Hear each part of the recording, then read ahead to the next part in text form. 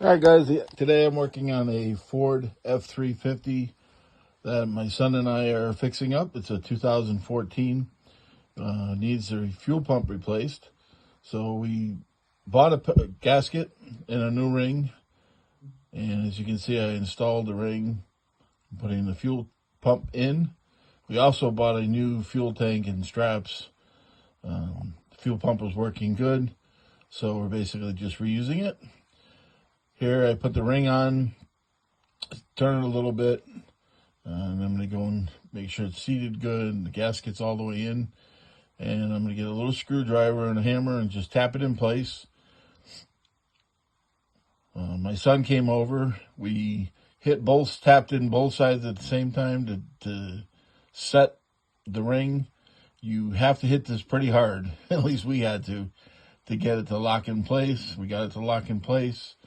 Then I started connecting up all the connections, and pretty much we were done after this. Did a test and checked it out, found a leak. The unit had a little crack in one of the hoses, so we had to replace it. Okay, there you go, brand new fuel pump installed. Just double checked it, ran it, running good.